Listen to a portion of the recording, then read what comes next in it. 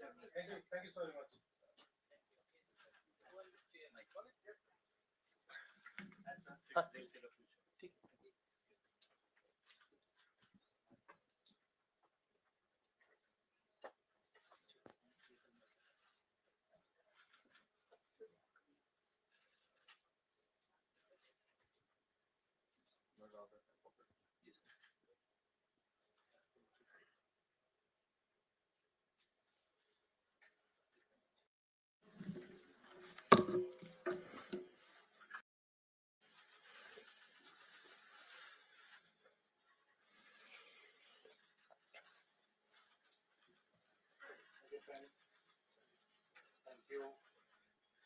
Thank you. I request the photographers to please clear from the back side, please.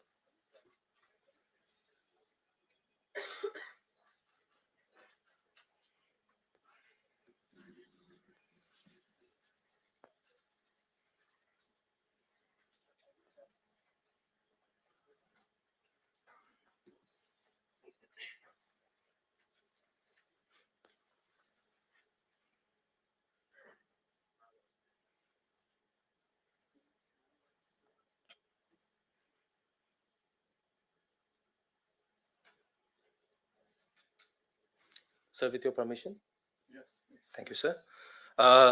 Friends, good afternoon. It's my honor and a privilege to have amongst us, for the first time, the 26th Governor of Reserve Bank of India, Shri Sanjay Malhotra. Governor sir has kindly agreed to address us and interact with us in today's conference. Sir, we have with us 23 media persons from different media houses, and I, on behalf of all of us present here, welcome you to this press conference. Now, I would request you to please make your address, sir. Thank you very much. Am I audible? Is the mic working? Okay. Thank you. So, good afternoon to all of you, and thank you very much for coming over here at a very, very short notice. I do not, actually intend to make, any detailed statement on any of the major issues which pertain to, this August institution. It's my first day, and so if I start playing my shots, from day one, from ball one, I don't think, it will be appropriate on my part. And as I mentioned, to a few others yesterday in Delhi, I would first, like to see, and I would like to, understand the various issues discussed, with my officers, with the DGs, EDs, get into, the grips of all the various issues that RBI is supposed to be looking into, and then come back to you, wherever it is required. So this is primarily more, of an introduction. Some faces, of course, quite familiar, and some new to the media as well as, to your audience. And so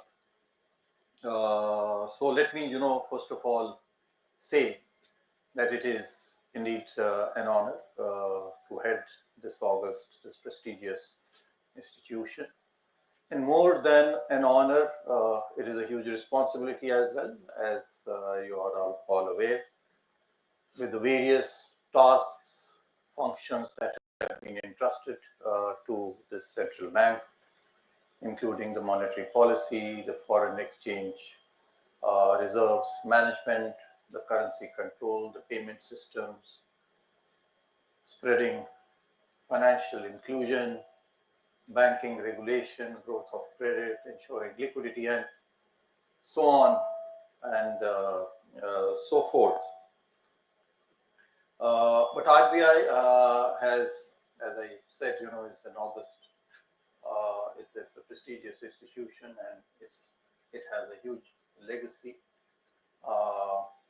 Some very commendable work, I think, RBI has done over the years, and it's all because of the hard work and uh, the sheer diligence, the upholding, of the values of public service by this, by the staff, by the senior management, and including, my predecessors, Mr. Shakti Khan Das, etc. And so I will continue to uphold the legacy and take it forward. I am aware that the RBI in its 90th year has given to itself the theme of stability, trust, and growth. All these three, I think, very, very apt pillars on which to work.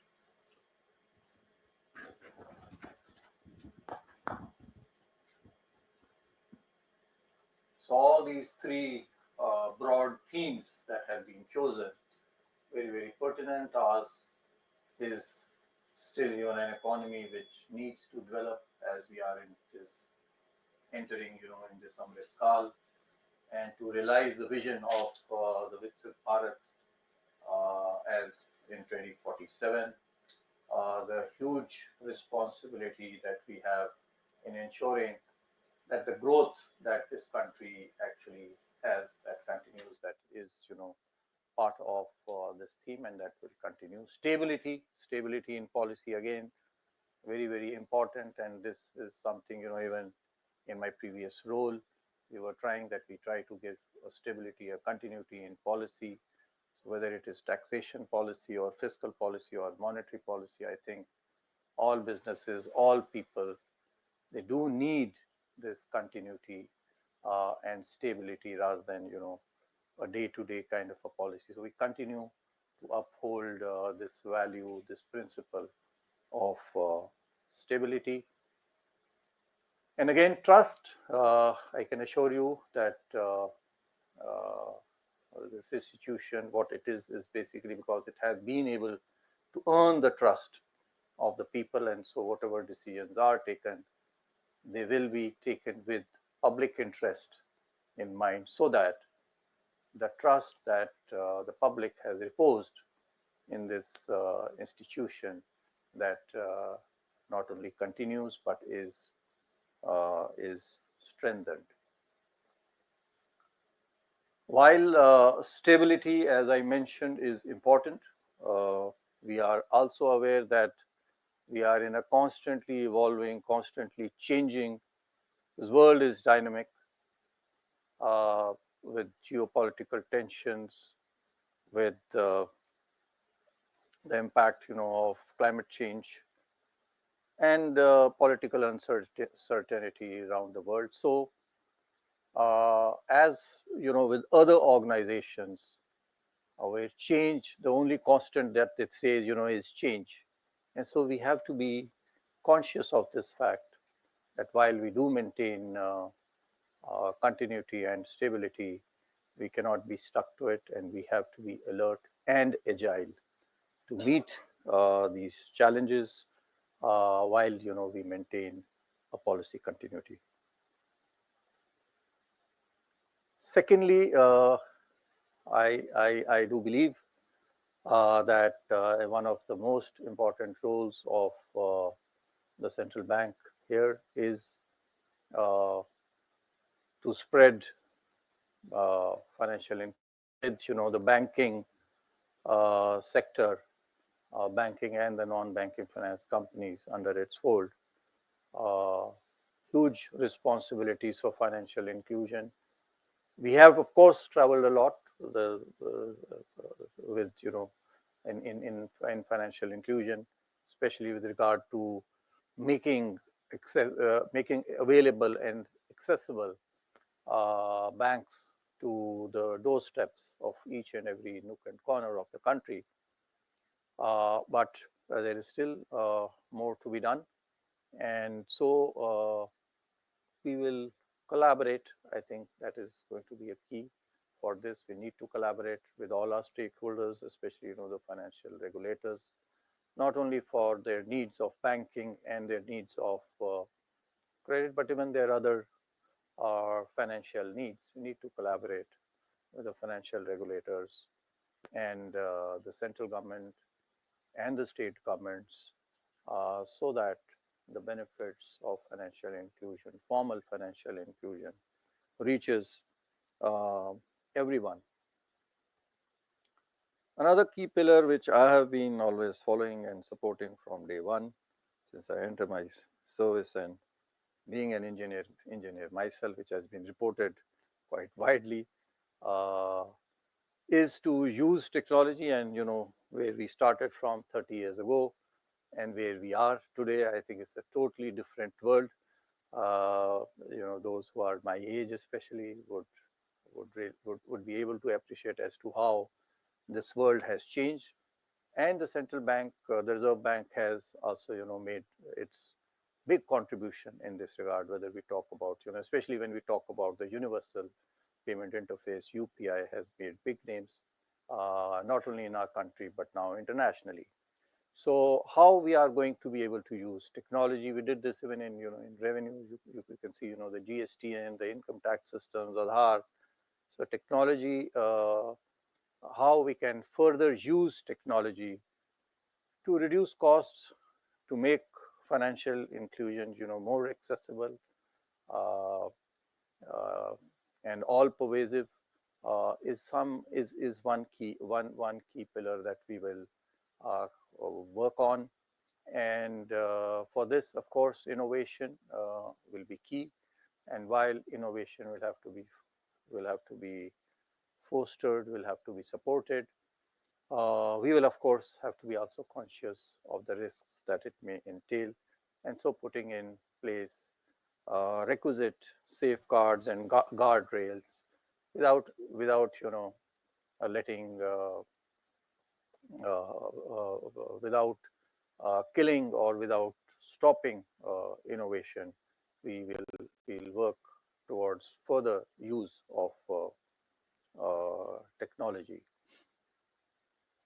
Over these years, I have also realized that while uh, every institution, including RBI has huge knowledge, and as I mentioned earlier, they have done a tremendous job. They have done a wonderful job in monetary policy management and other financial inclusion, etc.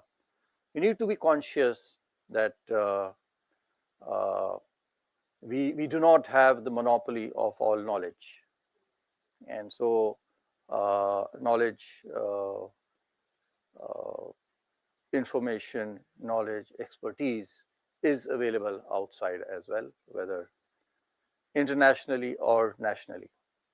And so consultation, which they have been doing, not to say that they have not been doing this, consultation is another one key pillar of our policy making, which RBI, whenever it publishes, finalizes its regulations or master directions, it does do a wide public consultation. And so this is one thing that I will continue to do, so that we are able to carry forward all the functions, all the objectives with which this central bank, the Reserve Bank of India, has been entrusted with. So thank you very much once again. I can all assure you that we will put in the best foot forward in public interest to deliver what the public of India looks forward to, which is trust, which is growth, and which is a stable and certain policy. Thank you. I would suggest uh, that the questions, because if you come up with specific questions, then as I said, it is very early days. They may not, it may not be appropriate for me, to on day one start with, the bouncers and the googlies and the yokers. General questions. So half volleys and practice balls. I think we can perhaps discuss over tea, because Yes. that will be more meaningful rather than because this will not carry that weight. So I will suggest that we wait another day for having a Q&A, which I do promise to all of you that very soon we will have Q&A, and I do intend to continue this practice of meeting all of you, so that whatever are our views, they are carried forward correctly, so that everyone understands what the intent, what the direction, what the purpose of whatever actions we have taken or we intend to take are well known to all the citizens and your public. Thank you so very much, sir. Thank you. Thank you, sir. And with this, we'll close this conference, and I'll request all the media friends to assemble on the take the door on the left hand side and assemble outside. Thank you.